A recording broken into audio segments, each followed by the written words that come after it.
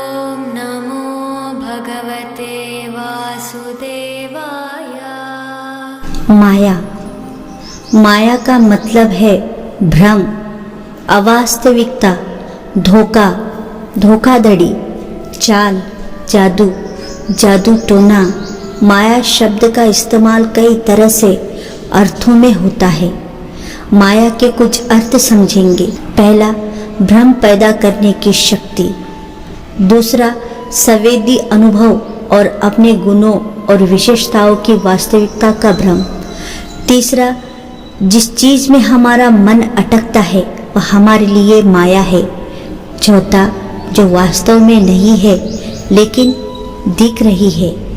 और पांचवा, जादू के लिए मायावी शब्द का भी प्रयोग किया जाता है।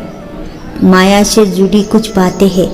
माया के कारण हमारी ऊर्जा बाहर की तरफ बहने लगती है, जिससे आत्मा का ज्ञान नष्ट हो जाता है। माया के कारण व्यक्ति संसार में बदने वाले दुष्ट कर्म करने लगता है। माया यही अपना कमाल दिखाती है, क्योंकि जैसे ही आपके मन में ये सोच आती है कि आप दूसरों की तरह जिए, वैसे ही माया आपके आसपास एक गोल चक्कर काटने लगती है। माया ऐसे ही है जैसे गंडक नदी के भंवर, जिसमें आप गोल गोल घूम जाते हैं और फिर न जाने नदी की गहराई में कहाँ गायब हो जाते हैं। यह माया शब्द ही बड़े मजे का है। यह शब्द से ही अपने भीतर एक कल्पना खड़ी हो जाती है। किसी से पूछो तो बोलेगा यह संसार माया है। कोई कहेगा यह धन माया है। कोई कहेगा सब कुछ माया है। कोई कहेगा सारे बंधन ही माया है। कोई कहेगा यह कोई भी है जो है सब के सब माया है, पर कोई उसकी व्याख्या नहीं कर पाएगा। तो आखिर में ये माया क्या बला है? आज हम इसी के बारे में बात करेंगे। हिंदू धर्म शास्त्र की दृष्टि से देखें तो माया भगवान नारायण की पत्नी के रूप में है। तो कई धार्मिक ग्रंथों में अलग ही योग माया करके अलग पत्नी के रूप में दर्शाई गई है। किसी किसी में लक्ष्मी को ही माया का स्वरूप बताया गया है।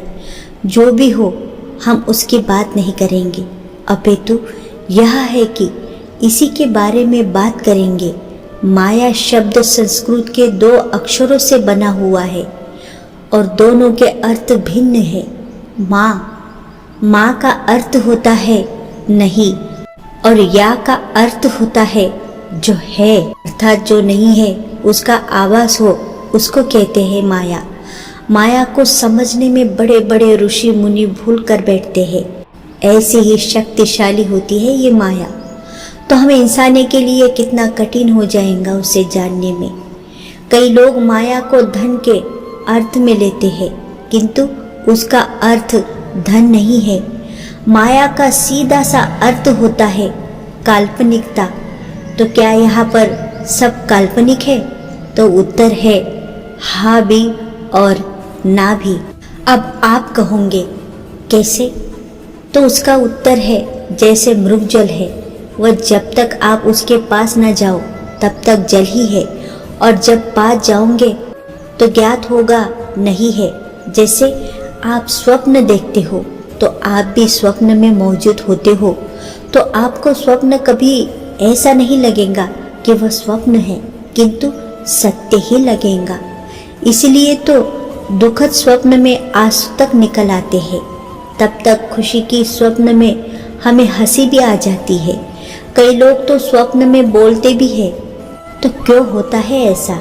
इसलिए होता है क्योंकि स्वप्न सत्य भाषित होता है, और जब नींद खुलती है तब आपको यकीन हो जाता है यह तो स्वप्न मात्र था। तब आप उसे भूलने का प्रयास करते हैं, यही सोचकर कि स्वप्न था, उसे क्या याद रखना। तो माया भी कुछ ऐसी ही है। जब तक जानोगे नहीं तब तक वह सत्य भाषित नहीं होगी, और जब सत्य का ज्ञान हो जाएगा तो आप जानोगे यह माया के अलावा कुछ नहीं है। यह सब मिथ्या है, बस यही कारण है। यह सब स्वप्न ही है। मैं ये वीडियो बना रही हूँ, यह भी स्वप्न है। कुछ भी सत्य नहीं है। सत्य तो केवल एक परमात्मा ही है। यह स्वप्न है, यह तब भी जानना संभव है जब हम शरीर से आत्मा को बाहर निकालें। यह आत्मा शरीर से बाहर निकलने का केवल दो ही मार्ग है, या तो मृत्यु हो जाए तो शरीर से आत्मा को बाहर आना पड़ता है, या फिर योग या ध्यान के माध्यम से अपनी आत्मा को बाहर निकाल लो तो यह सत्य उजागर होगा कि यह सब मिथ्या है। माया मुख्यत्वे दो प्रकार की बताई गई है। प्रथम है सात्विक माया, जिसे हम रोज देखते हैं और वह कुदरत या ईश्वर द्वारा बनाई गई होती है, और दूसरी है तामसी माया, जो मनुष्य द्वारा बनाई जाती है, जिनमें चमत्कार इत्यादि सब आते हैं। यह दोनों माया एक प्रकार के रूप होते हुए भी भिन्न है। सात्विक माया ईश्वर द्वारा रचित है और वह शुद्ध होती है, किसी के नुकसान का ध्येय नहीं होता उसमें, सिर्फ आप अज्ञानता के कारण भटकते हो। परंतु मानव सृजित माया किसी के अनुसार के लिए बनाई जाती है। रावण ने भी माया का बहुत प्रकार से उपयोग किया था, वह मानव सृजित माया थी। मानव सृजित माया को ज़्यादा समय तक एक ही रूप में नहीं रख सकते, जबकि कुदरत द्वारा बनाई गई माया को एक ही रूप में दिखाई पड़ती है।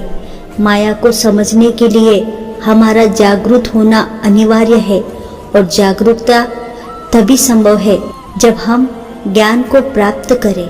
जब कारागृह में प्रथम बलराम का जन्म हुआ तो उसके पहले ही योग माया ने रोहिणी का गर्भ देवकी के गर्भ से बदल दिया, और जब कंस कन्या रूपी रोहिणी के पुत्र को मारने आया तब योग माया अपनी असली स्वरूप में आकर लिप्त हो गई थी। यह थी माया। जब असुर इत्यादि कई बार माया का सहारा लेकर जब युद्ध करते थे, तब भगवान श्री कृष्ण माया के जो स्वामी है, उन्होंने ही उन मायावी असुरों का वध किया था। यह होती है माया, जो कि मानव द्वारा बनाई गई थी। मानव सृजित माया को काट पाना संभव है, पर ईश्वर रूपी माया को कोई काट नहीं होती। जब तक आप सत्य को प्राप्त न कर लो, और सत्य केवल ज्ञान के माध्यम से ही पाया जा सकता है, तो आपको समझ ही आया होगा कि माया क्या है। तो इस वीडियो में बस इतना ही। मिलते हैं अगली वीडियो में नया अध्याय लेके। तब तक के लिए धन्यवाद।